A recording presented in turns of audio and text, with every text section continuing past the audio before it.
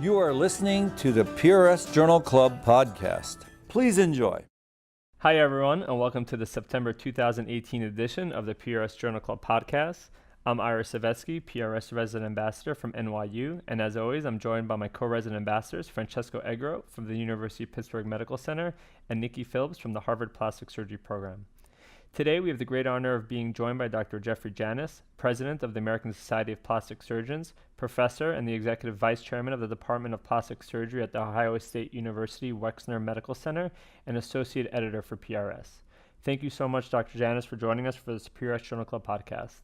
Thank you for having me. Appreciate it. A quick reminder, all the articles that we will discuss can be read for free on PRSJournal.com, including an archive of all past Journal Club articles. The article we'll be discussing is Nitroglycerin Ointment for Reducing the Rate of Mastectomy Flap Necrosis in Immediate Implant-Based Breast Reconstruction by senior author Dr. Neil Fine from Northwestern University Feinberg School of Medicine. I chose this article because mastectomy flap necrosis remains a challenging and often frustrating complication in implant-based breast reconstruction. Its incidence is reported to be in the range of 5 to 9%. Risk factors for flap necrosis are well known, such as smoking, high BMI, age, radiation, and Tumescent technique. A recent prospective randomized double-blind study showed a reduction in flap necrosis incidence from 34 to 15% using 45 milligrams of 2% nitroglycerin. The authors had reported a very low 2.4% rate of hypotension or severe headache in the nitroglycerin paste group. In this study, the authors hypothesized that using a lower dose of 15 milligrams will show similar efficacy, thereby permitting application of nitroglycerin paste to both sides in cases of bilateral mastectomy while maintaining a similarly low incidence of side effects. This was a retrospective cohort study comprised of all patients undergoing immediate tissue expander breast reconstruction over a 1-year period, and 15 milligrams of nitroglycerin paste was applied to each mastectomy skin flap. The control group was comprised of all patients undergoing immediate tissue expander breast reconstruction without the application of nitroglycerin over a 1-year period, which was the year prior. All procedures were performed at Northwestern Memorial Hospital. Mastectomy was performed by the breast surgeon using Tumescent technique. All cases underwent subpectoral placement of tissue expanders. Coverage of the lower pole was obtained by raising a flap of serratus fascia if appeared robust, otherwise ADM was used. At the conclusion of the procedure, 1 inch, which is equal to 15 milligrams, of nitroglycerin ointment was applied to each mastectomy breast flap in the intervention cohort for a total of 30 milligrams in bilateral cases. The ointment was applied adjacent to the nipple and areola in nipple-sparing mastectomy cases, to any skin appearing compromised, and to the parts of the mastectomy flaps most distal from the chest wall. A tegaderm dressing was applied over the ointment and left until it came off on its own. All patients were monitored in the hospital for a minimum of 24 hours prior to discharge. In terms of results, a total of 201 patients were included in the study. Of these, the control cohort was comprised of 107 patients, which were equal to 170 breasts, and the nitroglycerin ointment cohort was comprised of 94 patients, which was 158 breasts. In terms of demographics, intervention cohort patients had a slightly lower BMI than the control cohort and were more likely to have smoked in the past and to have had neoadjuvant chemotherapy. With regards to the mastectomy part of the procedure, there was a trend towards more prophylactic mastectomies in the intervention cohort, and thus higher prevalence of nipple-sparing mastectomies and IMF incisions. There was no significant difference in the methods used for tissue expander coverage. There was a trend towards a decreased rate of superficial flap necrosis and a larger 44% decrease in the rate of full-thickness flap necrosis in the intervention cohort. The overall rate of any type of mastectomy flap necrosis was significantly lower in the intervention cohort. There was a 48% decrease incidence of flap necrosis requiring any debridement in the intervention cohort. The rates of tissue expander explantation or infection requiring surgical intervention were also lower in the intervention cohort, but not statistically significant. Multivariate regression analysis showed that nitroglycerin paste application was independently associated with a decreased incidence of any complication, flap necrosis, and debridement. Age, specimen weight, and history of hypertension were independently associated with a higher rate of any complication, flap necrosis, and debridement. There was no significant difference in the incidence of hypertension between the two cohorts. Notably, there was no statistically significant relationship between mastectomy type, whether it be nipple sparing versus skin sparing, and overall complication rate or flap necrosis rate. There is no statistically significant relationship between the reason for mastectomy, whether it be therapeutic versus prophylactic, and overall complication rate or flap necrosis rate. There were no instances of headache that were clinically significant that were charted by either nursing or either the breast or reconstructive surgical teams. Overall, I think this was a good study. The authors should be applauded on their study to help combat an unfortunately common problem in immediate breast reconstruction that causes not only significant morbidity, but can also delay the start of adjuvant treatment. Therefore, any modality that has the potential to reduce this occurrence would be greeted with open arms. In addition to nitroglycerin ointment application, reconstructive surgeons can also limit further insult to potentially poorly vascularized flaps by limiting initial expander fill or using intraoperative imaging to identify and resect poorly perfused areas. One weakness that I found in the study is that the experimental and control group are not entirely comparable. For example, there were different rates of neoadjuvant therapy, types of skin incisions, and mastectomy specimen weight. In addition, the rates of full thickness skin necrosis to the rate of debridement is inconsistent in the experimental group. The authors report 15 breasts with full thickness necrosis, but also then go on to report that 23 breasts required debridement. Nonetheless, the authors appear to have had a high rate. They report 60% of mastectomy flap necrosis in the control group, and given the recently published high-quality data of nitroglycerin in this setting, they felt compelled to implement this as soon as possible, thus their use of historical controls rather than performing a prospective controlled study. Dr. Janis, I'm curious to hear some of your thoughts about this paper, and what are some of your techniques that you use to help combat threatened mastectomy skin flaps?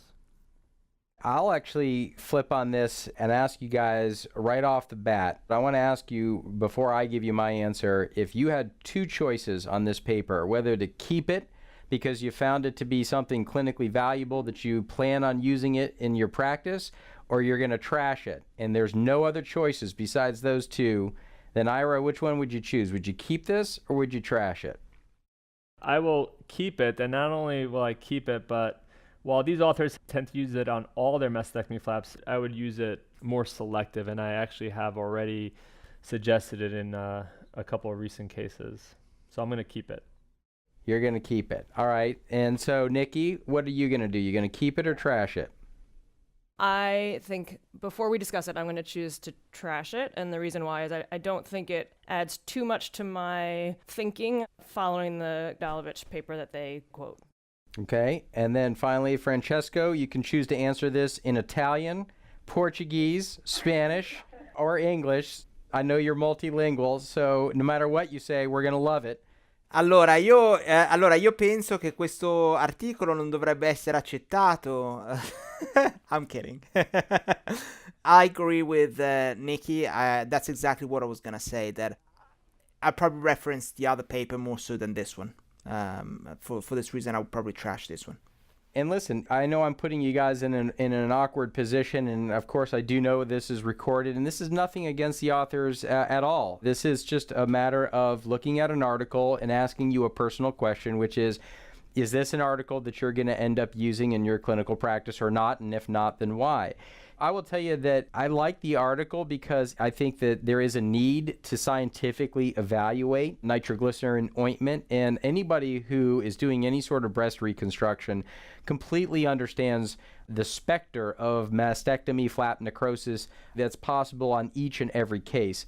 It's been my experience, again, maybe everybody's got something a little different, but in my experience, there are some surgical oncologists who hate cancer more than they like the patient, sometimes it seems, because these mastectomy flaps can be quite thin. And in some cases, they're using sharp dissection with or without wetting solution. In some cases, they're using electrocautery, on occasion turned to arc weld. And how one can think that you're not going to get some penumbra of thermal damage to the mastectomy flaps is beyond me. So I think that this actually stimulates a broader conversation, which is, how do you not use nitroglycerin in the first place? How do we work together as a multidisciplinary team around the comprehensive care of the breast cancer patient in order to avoid issues like mastectomy flap necrosis to the extent possible? Again, it's been my personal experience that there are some people with whom I have worked in the past where you can expect mastectomy flap necrosis after an operation, and there are others where it's just the opposite. And again, I think the take-home point is that it stimulates at least a conversation that must be had between the surgical oncologist and the reconstructive plastic surgeon on how best to avoid the problem in the first place so that there's no salvage necessary for nitroglycerin.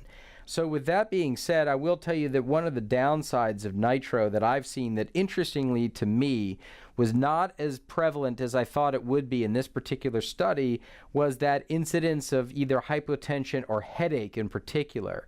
And I think that one of the take-home points, even if you chose to trash the article, one of the take-home points is that you can't just slather on nitro paste on a mastectomy flap, a facelift flap, a replant, whatever piece of tissue you're trying to salvage.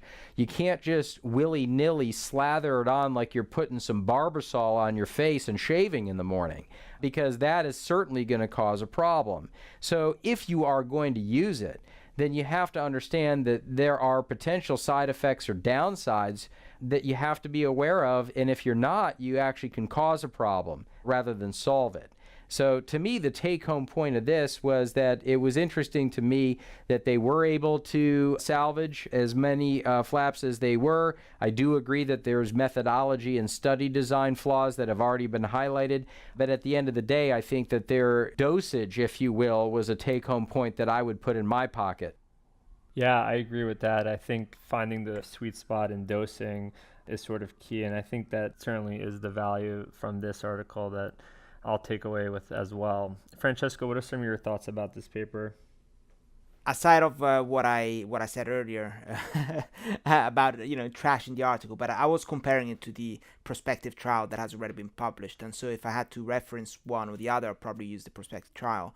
Just like Dr. Janis said, I thought this was a very interesting study, and although it was retrospective in nature, I think it adds a lot in terms of defining the utility of nitroglycerin and especially the dosage of nitroglycerin in breast reconstruction. Dr. Janis, you said that you use nitroglycerin ointment. I was wondering how much do you use and what are your indications? There are certain things that I'm going to put nitroglycerin in this. If you think about, let's say, leeches, nitroglycerin, some of the maneuvers that one would use, let's say removal of a nail plate, abrasion of a nail bed, releasing of sutures, there are some kind of salvage maneuvers, whether we're talking about flaps, replants, breast reduction, and nipple inset, with maybe a blue nipple. I mean, when you take a look at some of these salvage procedures that are available, I think it's important to have a lot of arrows in your quiver. Nitroglycerin is one of those arrows. That doesn't mean that it's moonbeams, fairy dust, and a special lotion or potion that works for everything, makes you walk on water and cures cancer. And that's why I think that when you talk about its extrapolated use, I want to caution to say that, it's not been proven to save everything. So there's still, of course, the planning, the design, the technical execution, the avoidance that we talked about in the first place. But I do think it's important to note that it does have science. The Gedalovich paper is a fine paper that is referenced. And I think it's important to note that it does work in certain circumstances. But it can be overused and it can be overdone. Thank you, Dr. Janis. What about you, Nikki? What did you think about the paper?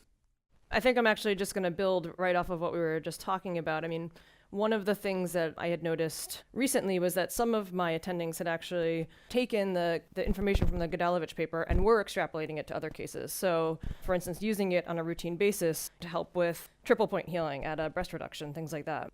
And so it sounds like, Dr. Janis, you may not agree with that extrapolation, but that was one of my questions for you was, the authors mention that they've started to use it in other reconstructive cases, especially ones that they said, quote unquote, involved compromised or challenged flaps. You just mentioned having it, in your toolbox as part of that tool set for salvaging flaps. But, are there other circumstances in which we should start to think about this? Should we extrapolate it to cases where it's not just a salvage maneuver, but it's actually something that we're using it to help us with healing, with routine healing and potentially better scarring? Can you think of places where it's totally contraindicated or places where we should absolutely be studying it? I'm just curious about its further applications. Again, there are certain things that I guess make some conceptual sense. It's almost like if some is good, more is better, right? So, you could put it on your cereal, it probably will make you feel better too. But, you take a look at some of these things, like let's take silicone sheeting, okay? We know that silicone sheeting can help with hypertrophic or keloid scar formation, and you talked about using triple point nitro prophylactically.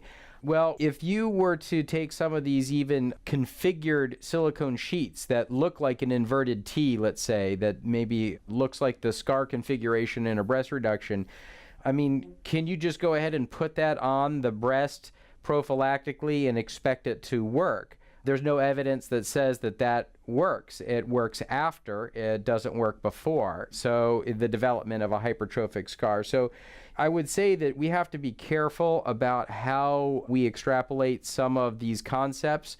Conceptually, some of these things may make sense, but they may not be borne out in science.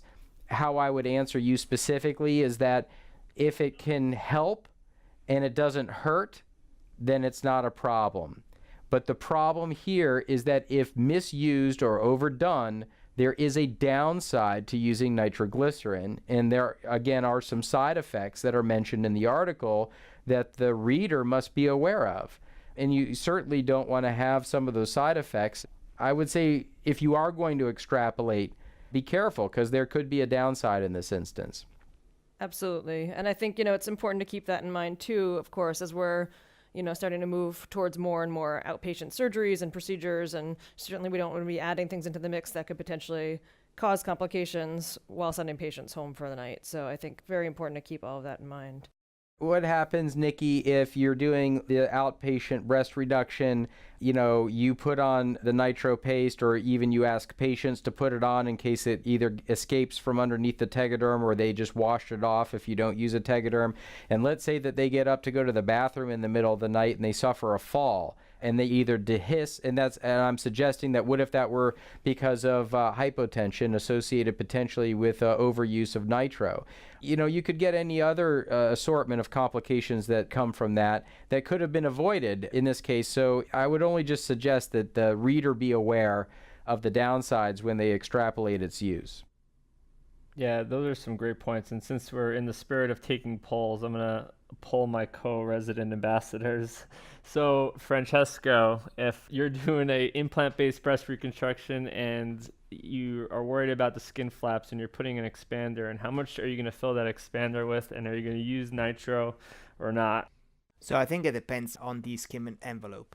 But let's say that I'll fill it up as much as needed, and that means without having the skin too taut. Whether I'm going to use a nitro paste, I think it depends on the status of the skin flaps, but honestly, I would apply routinely nitro paste. Cool. What about you, Nikki? It's a little bit of a tricky question, just in that there's such a spectrum of sort of worried about the mastectomy flaps. Again, I came from institutions where we were very routinely doing direct to implant reconstruction, and so if we're choosing to put a tissue expander in the first place, that's already a first sign of trouble. And so, very frequently, if I'm that concerned that I'm already choosing the tissue expander, I'm going to be pretty conservative with my fill. And then in terms of using nitro paste, we, in the last couple of years, at several of the institutions, had adopted it almost as a routine after that Godalovich study. And I do think it was very effective and very useful. So I am planning to incorporate it into my practice.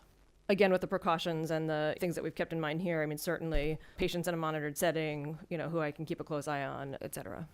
Great. Yeah, for me personally, I would very much limit the fill. I'd probably just put, 50 cc's into the expander just to get some volume in it, and I would use nitroglycerin. It's actually not very popular at NYU. I would say most of the rest are reconstructive surgeons who do a lot of implant breast reconstruction don't really use it at all, but I think I would use it. Dr. Janis, any closing comments? I think, again, it's been a good illuminating discussion. It's a good paper to stimulate that discussion, and I think we've had some good take-home points from it. Thank you, everyone, for a great discussion. If you like this podcast, please feel free to share with your colleagues and friends and rate us in the Apple iTunes Store. Also, remember to tune in to the other 2 articles we'll be discussing on this month's podcast. And finally, please join us this month for our monthly journal club on Facebook, where we will be able to interact directly in real time with this month's selected articles' authors. Go ahead and like the Plastic and Reconstructive Surgery Facebook page, and if you have not yet done so already, and it is there where our monthly journal club takes place. And once again, thank you so much, Dr. Janis, for joining us. Pleasure to be here. Thank you so much for the honor of the invitation.